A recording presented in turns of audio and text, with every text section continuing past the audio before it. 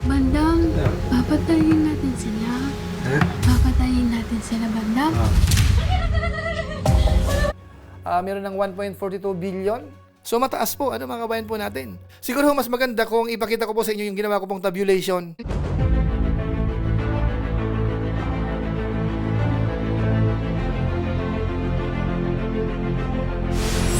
Ayun, shoutout guys, muli po, welcome to my YouTube channel. Ito po si Kuya July, ang inyong katugang, ang inyong kalingap na muling babati po sa inyo ng magandang araw, magandang gabi.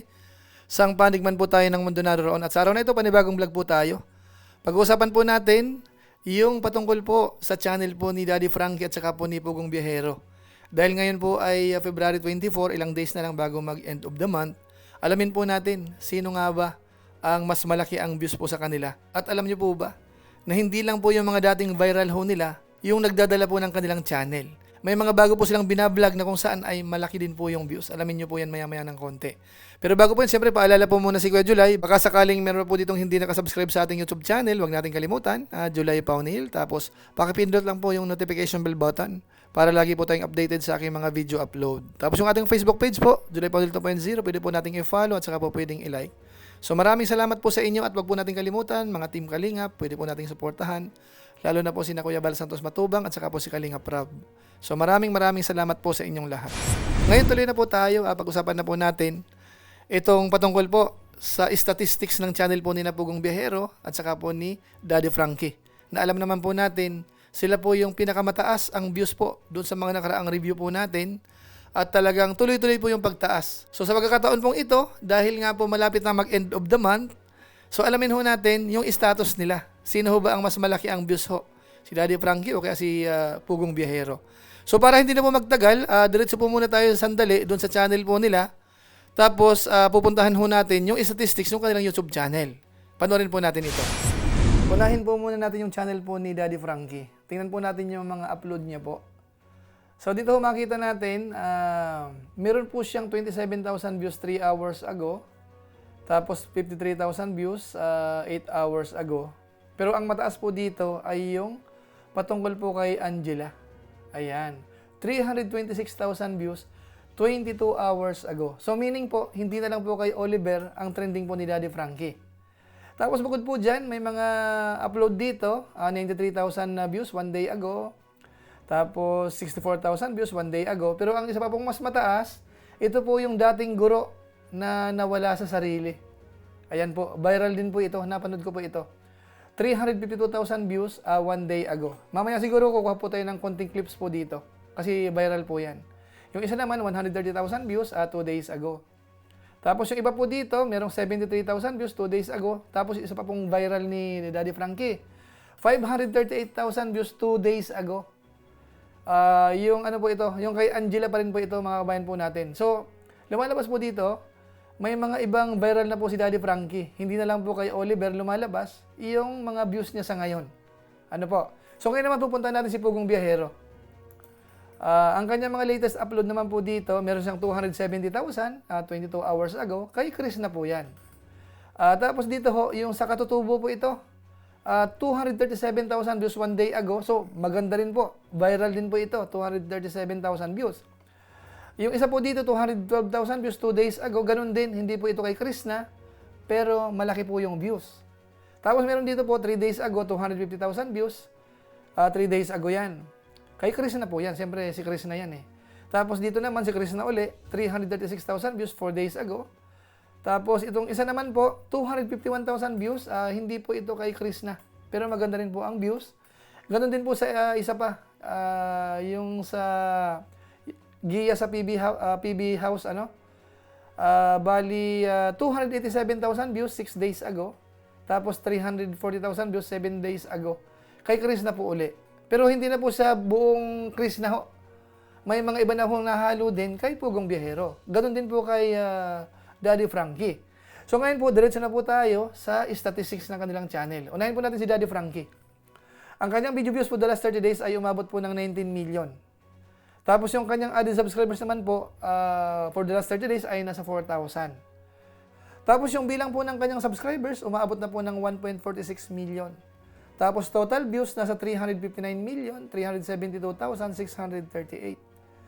Tapos yung kanyang rank sa Pilipinas hanggang ngayon po ay hindi pa po pinapakita. So puntahan po natin yung daily views ho, daily performance. Pagdating po sa bilang ng subscribers, nagkakaroon po siya ng 1,300 araw-araw. Tapos yung daily views, nasa 648,000 views. Mahigit, 348,043. Tapos nakakapag-upload naman po siya ng 3 araw-araw, more or less. At meron po siyang 93 upload for the last 30 days. At nagkaroon po yan ng 19,441,276. So, road to 20 million po ito. Konting-konti na lang po, aabot po yan ng 20 million. So, punta naman po natin si Pugong Biyahero. Ang kanyang video views for the last 30 days ay umabot po ng 23 million pa rin. At yung kanyang bilang naman po ng subscribers na nadagdag for the last 30 days ay nasa 20,000. Tapos yung bilang po ng subscribers ni Pugong Biyahero nasa 4.1 million. Total video views nasa 1,419,038,113. Ang kanyang rank sa Pilipinas ay nasa 57. Diretso po tayo sa daily performance. Pagdating po sa bilang ng subscribers, meron po siyang 667 araw-araw. Daily views nasa 761,962. Tapos nakakapag-upload po siya ng isa more or less, average araw-araw. At nakapag-upload po siya ng 38 upload within 30 days time at umabot po yan ng 22,858,851. So yun po yung performance po ng channel po ni Daddy Frankie at saka po ni Pugong Biyahero. So ayun mga kabayan po natin, maliwanag po doon sa channel po nila, bukod po doon sa mga dating viral nila, kamukha po kay Daddy Frankie, si Oliver ho ang viral niya. Ngayon po may mga iba't ibang vlog po siya na nagba-viral. Isa na po doon, yung teacher na nasiraan po ng pag-iisip. At dito naman po kay Pugong Biyahero, hindi lang po kay Krishna, yung mga malalakas ang kanyang views. May mga bagong upload din po siya, o kaya hindi Krishna ang topic, pero malaki rin po ang views. Although syempre po, mas marami pa rin yung kay Krishna, at saka mas malalaki yung views pa rin naman. Pero at least po sa ngayon, makita natin, pati ho yung ibang vlog niya po, malakas na rin po yung views. Ano mga kabayan po natin? So pagdating naman po sa statistics, kitang-kita ho natin. Ano po, pareho po sila maganda. Yung mga nadadagdag na subscribers, yung views nila sa every month, yung isa po ay 23, yung isa naman ho ay 19. So mataas po, ano mga kabayan po natin. Siguro ho mas maganda kung ipakita ko po sa inyo yung ginawa ko pong tabulation. Parang comparison sheet po ito, para makita po natin yung data ho mismo. Ito panoorin po natin. Ito naman po yung pinaka-summary. Gumawa po tayo ng comparison sheet po dito. Based po ito sa 30 days time as of February 24, 2026. So ito po yung mga data. Bali itong kulay green ho, naka-highlight ng green kay Pugong Biyahero. Ito namang yellow ay kay Daddy Frankie. So magkaroon po tayo ng idea about po dito sa statistics. Pagdating po sa video views ho, within 30 days time, si Pugong Biyahero po ang namumuna pa rin, nasa 23 million. Si Daddy Frankie naman ho ay mahigit 19 million po yan sa nakita natin kanina. So, medyo, mas marami si Pugong Biyahero, mahigit 3 million po yan. So, added subscribers naman po, for the last 30 days, merong 20,000 si Pugong Biyahero, 40,000 naman po kay Daddy Frankie. So, mas marami po ang nadadagdag na subscribers ni Daddy Frankie sa ngayon. Pagdating po sa total video views, ay siyempre ho, di hamak na malaki si Pugong Biyahero. Mas nauna po yan. Meron ng 1.42 billion. Tapos kay Daddy Frankie naman ho, ay nasa 359.37 million. Tapos sa bilang naman po ng subscribers, 4.10 million naman si Pugong Biyahero, 1.46 po si Daddy Frankie. Pagdating po sa daily views, mas lamang po si Pugong Biyahero, 761,962 against kay Daddy Frankie, 648,043. Tapos pagdating po sa bilang ng subscribers naman araw-araw na nadadagdag, mas marami po si Daddy Frankie, 1,300 more or less, 667 naman po si Pugong Biyahero. Pagdating naman po sa bilang ng upload araw-araw o kaya within 30 days time, mas maraming di hamak naman po si Daddy Frankie. At si Pugong Biyahero ho ay 38, si Daddy Frankie naman ho ay 93. So tatlo kay Daddy Frankie more or less isang araw, kay Pugong Biyahero naman halos isa. Okay?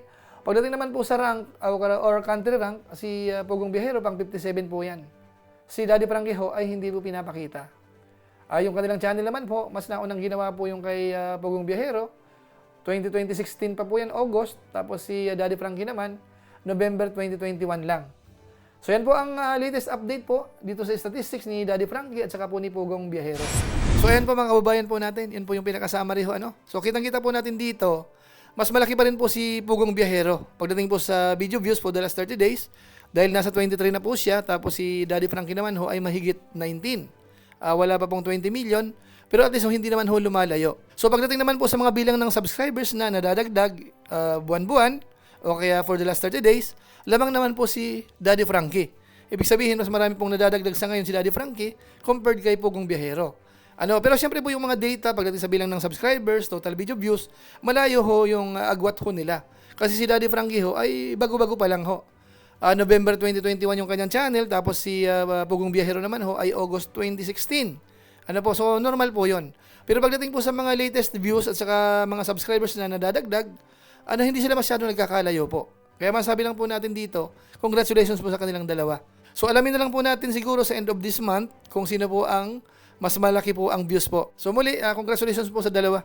Kasi sila nga po yung bukod tangi na matataas po talaga ang views dito sa mga nare-review po natin na charity vlogger sa Pilipinas. Okay po, ngayon po bago tayo magtapos ho, gusto ko pong isingit sandali yung isa po sa mga viral ni Daddy Frankie, yung patungkol po doon sa guro na nasiraan po ng pag-iisip. Bandam, papatayin natin sila. Papatayin natin sila, Bandam.